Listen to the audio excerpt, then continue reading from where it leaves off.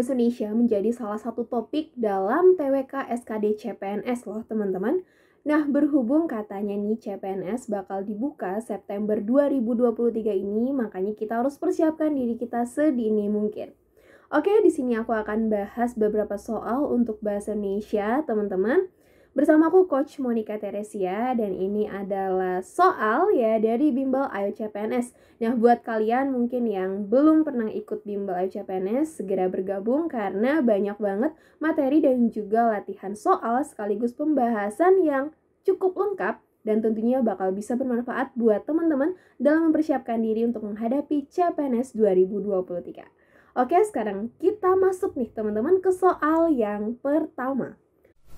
Oke, sebelum masuk ke soal, buat teman-teman nih yang masih bingung mau belajar apa dan di mana, CPNS di sini siap membantu teman-teman untuk belajar persiapan seleksi CPNS ya. Jadi di sini terdapat materi lengkap mulai dari TWK, kemudian ada TIU dan TKP.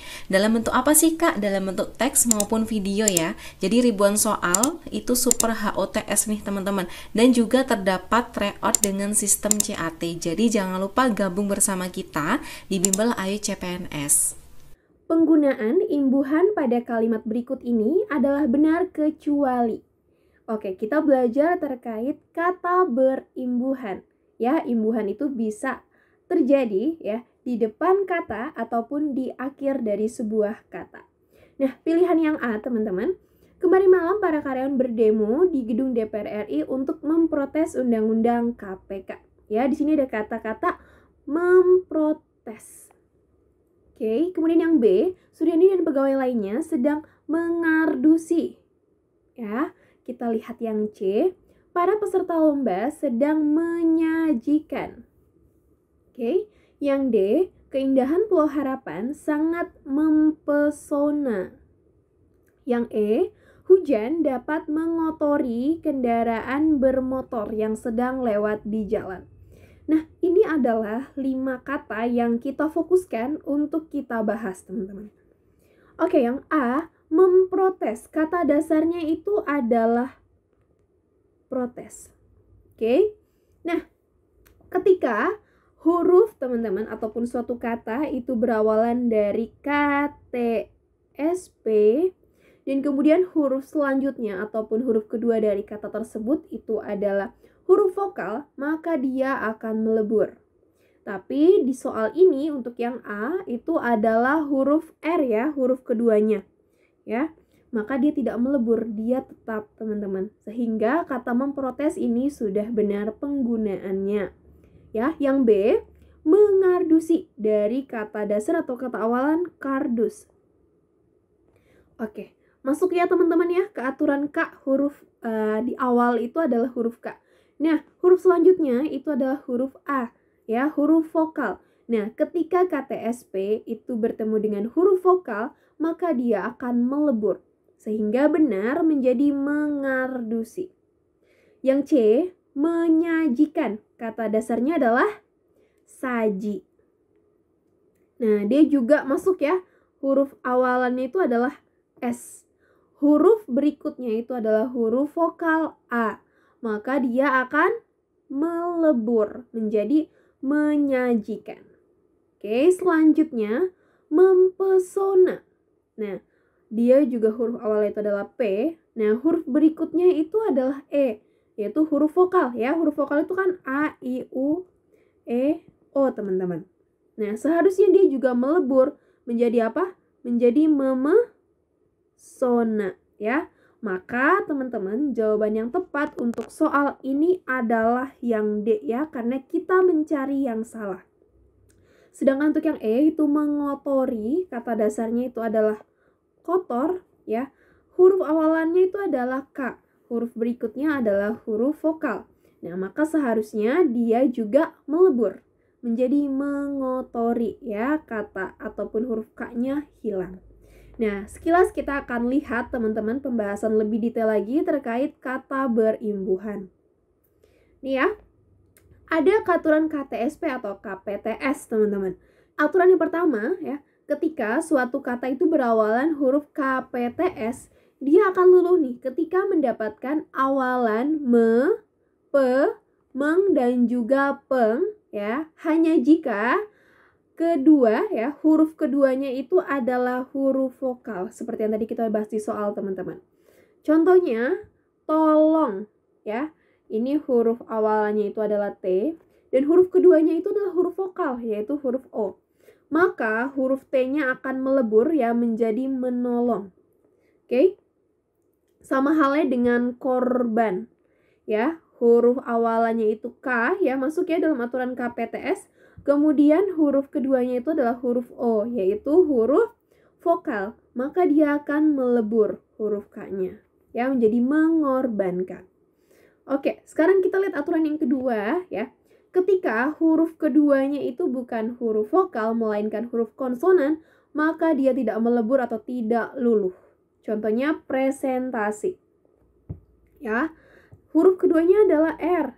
Itu bukan huruf vokal. Ya, ingat huruf vokal itu adalah A, I, U, E, O, teman-teman. Maka dia tetap ya mempresentasikan.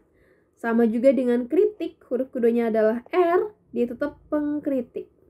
Nah, ada pengecualian ternyata teman-teman buat kata ya yang memiliki makna yang berkaitan erat dengan aktivitas keagamaan ya ataupun kebiasaan masyarakat. Contohnya di sini adalah mengaji.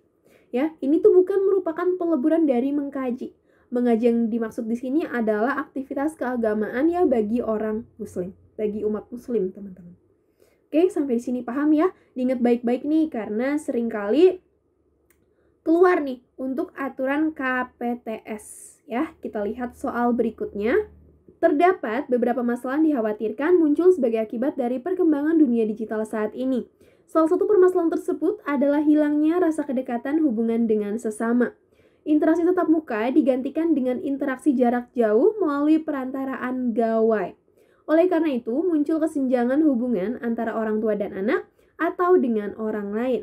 Hal tersebut perlu diwaspadai karena dunia digital sangat bebas, luas, dan tanpa batas. Ide pokok paragraf di atas adalah, yang ditanya di sini adalah ide pokok, teman-teman. Ide pokok itu berada di dalam kalimat utama, ya. Nah, kalimat utama itu dalam sebuah paragraf bisa terjadi di awal ya ataupun teman-teman bisa temukan di akhir. Nah, ketika ketemunya di awal, maka ini merupakan paragraf deduktif. Ya, deduktif D. Aku mudahnya bikin di depan ya, depan artinya di awal paragraf. Sedangkan kalau di akhir itu disebut dengan paragraf induktif. Nah, untuk soal ini teman-teman, kira-kira yang mana kalimat utamanya? Oke, kalimat utamanya itu ternyata terdapat di awal paragraf. Ya, yang ini teman-teman, yang terdapat sampai ya di saat ini. Nah, karena ide pokok itu berada di dalam kalimat utama, maka kita cari dari pilihan jawaban yang berhubungan ya ataupun yang tersurat ya di dalam kalimat utama. Yang mana? Oke, jawabannya adalah yang A ya. Banyak masalah yang muncul karena perkembangan dunia digital. Sedangkan untuk B sampai E ini kurang tepat ya karena tidak terdapat di dalam kalimat utama ya ataupun dia justru terdapatnya di dalam kalimat penjelas. Paham ya? Kita lanjut lagi ke soal berikutnya.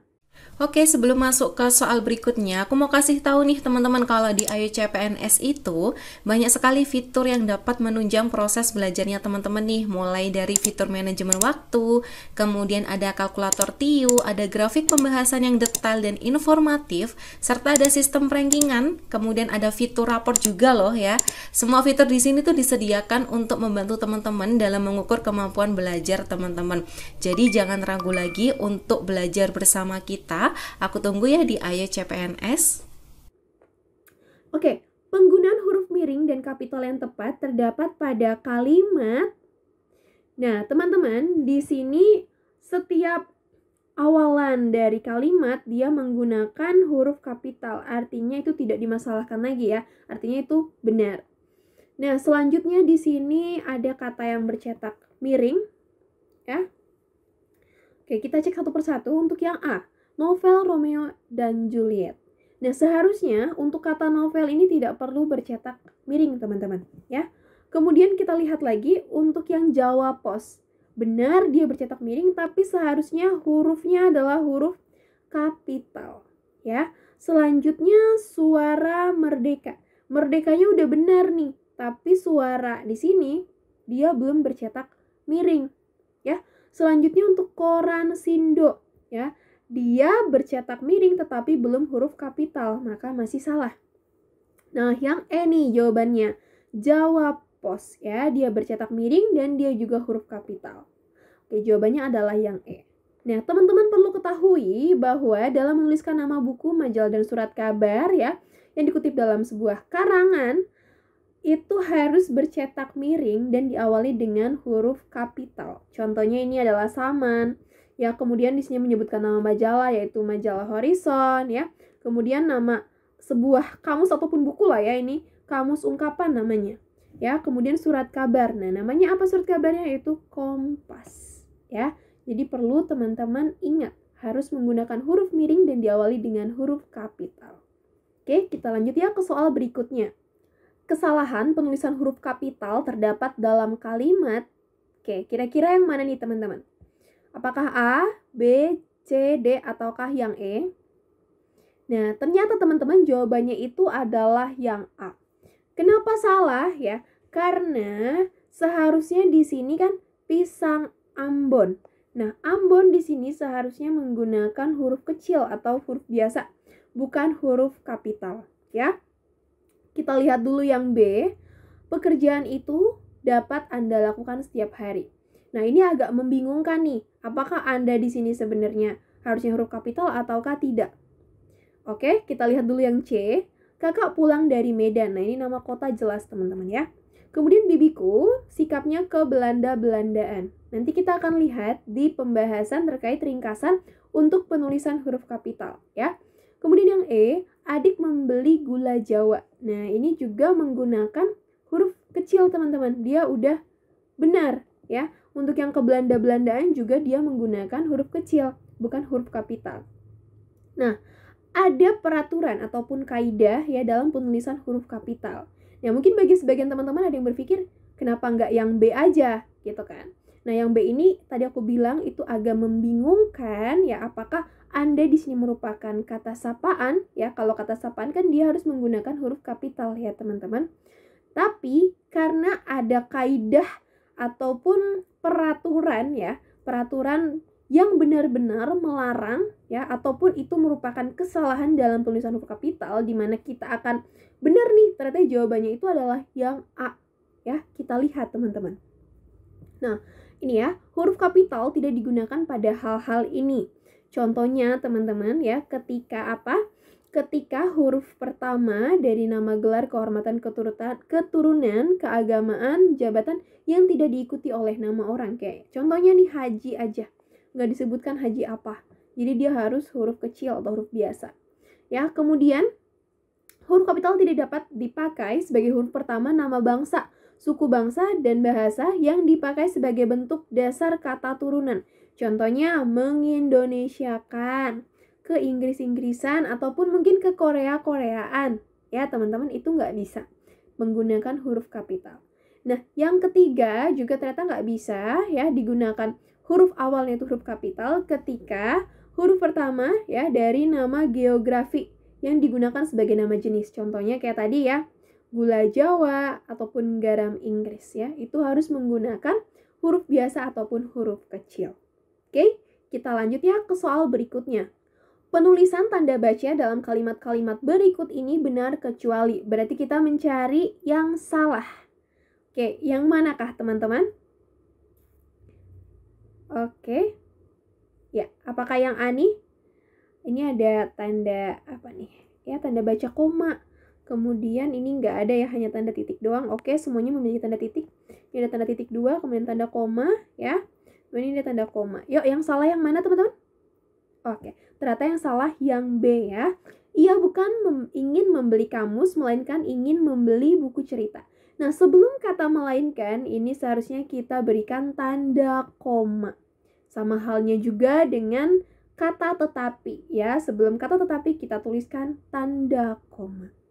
Nah, itu adalah contoh soal latihan untuk bahasa Indonesia dalam persiapan untuk TKD TWK CPNS 2023.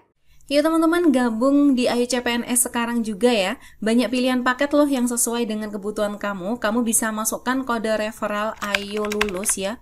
Ayo Lulus. Nah, ini aku tulis ya. Untuk mendapatkan potongan harga saat melakukan pembelian paket.